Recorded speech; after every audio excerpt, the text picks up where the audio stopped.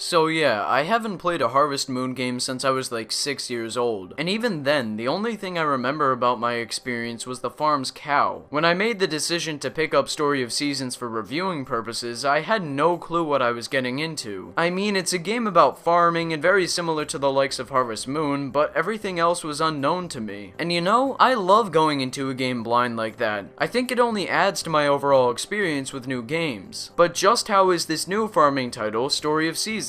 Let's just say this. Farm work isn't necessarily the funnest thing ever. It's grueling, painstaking, and you would think it would make for a terrible game. But like Animal Crossing, Story of Seasons makes these mundane tasks more enjoyable. You start out as your own original character looking for work in Oak Tree Town. Here you get introduced to the guildmaster Veronica, who is essentially the mayor of the town. She operates a guild that is the Animal Crossing equivalent of Tom Nook, as it runs real estate, trade, and commerce. After you speak with her for a bit, you enter a small tutorial explaining the ins and outs of farming and trade. Then you're pretty much free to do as you please, which boils down to simply managing your personal farm. See, there's not much of a plot here, and that's perfectly alright. It's a life simulation game. It doesn't need a story to be compelling or interesting. The gameplay should make the game compelling and interesting. To everyone's surprise, the bulk of the gameplay revolves around farming. In the beginning, you're given a plot of land to upkeep and obviously create a farming empire on. You can customize this land to your heart's content with vanity items like benches, wells, ponds, and so on. This customization allows for each player to have a farm that really seems like their own. Plus, you can choose which crops you want to plant and what animals you want to invest in, which diversifies the farm even more. But the real fun comes from doing the different farm chores and managing time and money. You spend a lot of that time tilling dirt, planting seeds, watering sprouts, and harvesting the various crops. Near the beginning, it can seem a bit tedious to do all of this because the stamina system has to be manually refilled by a trip to the local market with every task you do. This can be downright frustrating at times. It takes a bit to get into the groove of managing a farm, and I imagine that would be an immediate turnoff for a lot of players, even for fans of life simulation games. The pacing is really slow a lot of the time. It's not like Animal Crossing where there's a lot to do at pretty much every single moment. The stamina feature really holds you back in this regard. As you progress, things do begin to pick up. However, maybe it's just me, but feeding cows, running errands, and trading goods to keep your farm up and running isn't that fun. Like I said before, I've never really been into farming life simulation games, so perhaps again this is just me, but I can't see this game's lasting appeal. Sure, it's rewarding to do all of these chores, but the payoff never felt like it was worth doing everything before. Here's an example: the crops. You plant the seed, then you have to wait to water it manually, which can be a real pain if you have a lot of crops, then you wait for it to grow, and then you harvest it. Rinse and repeat. It gets really monotonous doing this for every individual plot of land. The same can be said for virtually every other aspect of this title. The one aspect that doesn't follow this trend would be the multiplayer. In the multiplayer mode, you can visit your friend's farm and help them out by giving them things or just doing their chores for them. Unfortunately, no one I know is planning on getting the game, so I don't have any footage to show this off. I have seen some gameplay of the multiplayer, and judging it off that, it looks to be a lot of fun, like any multiplayer experience usually is. But that's pretty much it. Besides, you know, the typical run-of-the-mill upgrade systems and some season-changing mechanics that dictate weather. Anything else that happens in the game is a variation of the things I've discussed, and really I don't think there's a lot of content to justify a $40 purchase. I think fans of the Harvest Moon games might have some fun with it, but I can't see myself investing a lot of time into Story of Seasons. The farming is boring and the stamina system is really restrictive early on. Oh, and I forgot to mention the presentation. The nice graphics have a sort of chibi art style, and the soundtrack is certainly smoothing, but that brings up yet another issue I have with the game: the frame rate. Oh boy, does it stutter. And it's not just a brief drop for a couple of seconds. The frame rate issues are fairly consistent every time you move from screen to screen, which you will be doing a lot of. It's distracting and it overall makes the game feel unpolished. With all this in mind, I would have to give Story of Seasons a 6.5 out of 10. And let me reiterate, I am well aware that this title is not meant to be played in one sitting. I've taken my time and given it a couple days. I still have the same issues each time, and I just can't get into the game. Like I said before, virtual farming is just not too appealing to me, and trust me when I say this. I'm trying my hardest to look at this from an unbiased perspective. Things just get really repetitive really fast. It doesn't bode well for players new to the life simulation genre, or for players new to Harvest Moon type games. So for those new players to the genre, I would not recommend this title title to you. As for fans of the Harvest Moon series, well, I think you might have some fun with it. I would advise you to wait for a price drop, but hey, that's just my opinion. If you disagree or agree with it, let me know in the comments below. And if you're new to the channel, consider subscribing to never miss any of my new content. As always, thank you so much for watching and take care. Have a wonderful day and goodbye.